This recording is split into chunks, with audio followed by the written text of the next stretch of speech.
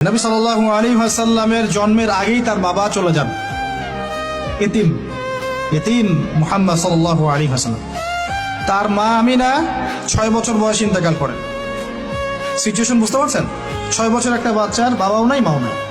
তার দাদা Abdul Muttalib তাকে সাথে রাখেন, খুব আদর করেন, খুব মহব্বত করেন, যেখানে যান সাথে করে নিয়ে যান। তিনি নেতা মানুষ, তার পাশের চেয়ারে তাকে বসতে দেন, বলেন আমার এই নাতি একদিন সাইয়্যেদ হবে, নেতা হবে, এই কথা বলেন। তিনি ইন্তেকাল করলেন 8 বছর বয়স। তারপরে দায়িত্ব পেলেন চাচা আবু তালেব। নাম কি?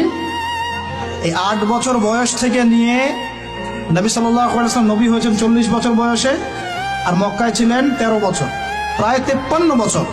প্রায় 53 বছর পর্যন্ত, 8 থেকে 53 বছর পর্যন্ত এই যে লম্বা সময় চাচা আবু তালেব নবী সাল্লাল্লাহু আলাইহি ওয়াসাল্লামকে পাহাড়ের মতো প্রোটেক্ট করেছেন, পাহাড়ের মতো।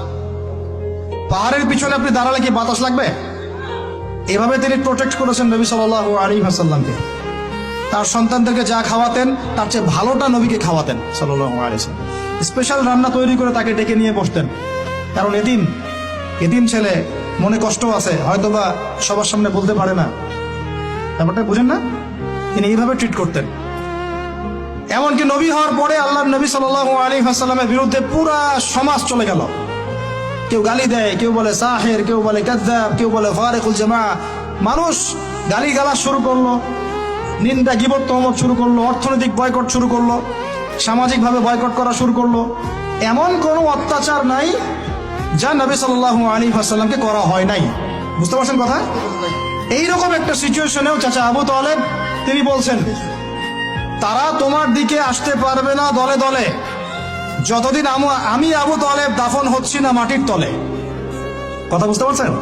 তারা তোমার দিকে আসতে পারবে না দলে দলে যতদিন আমি আবু তালেব দাফন হচ্ছি না মাটির তলে। এইরকম মানুষ চাচা আবু তালেব। মানে আমরা যারা এখানে উপস্থিত আছি, বাংলাদেশে 16 কোটি মুসলমান, সারা বিশ্বের এই যে এত কোটি মুসলমান, তার মধ্যে বেশিরভাগ মানুষকে যদি আপনি এক পাল্লায় রাখেন, চাচা আবু তালেবের অবদানটাকে আরেক পাল্লায় রাখেন, ওই পাল্লা ভারী হবে ইনশাআল্লাহ। কিন্তু শেষ পর্যন্ত চাচা আবু তালেব কালিমা লা ইলাহা ইল্লাল্লাহ করতে পারলেন না। কথা কি বুঝতে পারতেছেন ভাই?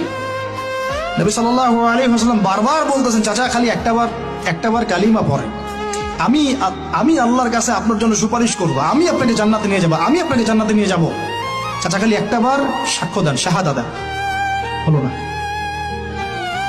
হাদিসের মধ্যে আসছে চাচা আবু তালেবকে জাহান্নামের সবচেয়ে উঁচু স্থানে রাখা হবে, যেখানে তার পায়ের গোড়ালি বা টাকনু পর্যন্ত আগুনে পুড়বে, এতেই তার মগজ টকবক করে ফুটতে থাকবে। নাউযুবিল্লাহ।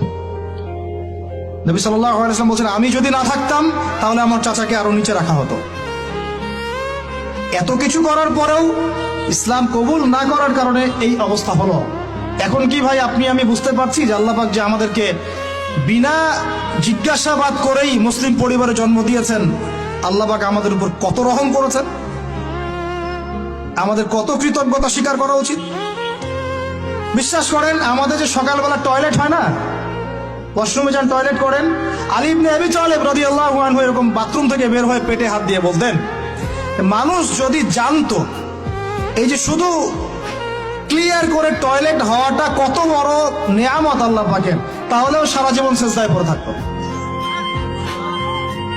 আমরা এগুলো বুঝি না, শ্বাস নেওয়ার নেয়ামত বুঝি না, পানি পান করছি, পানি আল্লাহ পাক দিয়েছেন, এটা নেয়ামত বুঝি না, গরম পানিতে ওযু করে আসলে নেয়ামত বুঝি না, সুস্থ আছি নেয়ামত বুঝি না, প্রত্যেকটা অর্গান ভালো আছে শরীরের নেয়ামত বুঝি না, রক্ত চলতেছে নেয়ামত বুঝি না।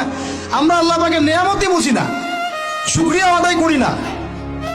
আর ওই যে কালিমা লা ইলাহা ইল্লাল্লাহ আল্লাহ পাক পড়ার তৌফিক দিয়ে মুসলিম বানিয়েছেন, এটা তো মোটেই বুঝি না।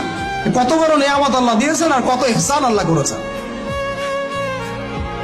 এইটা জাস্ট আজকের লেকচার শুনে বুঝে বাসায় চলে যান, তাহলে ইনশাআল্লাহ আপনার একটা কৃতজ্ঞতাপূর্ণ হৃদয়ের সৃষ্টি হবে, এবং এই হৃদয়টা সৃষ্টি হলে পরে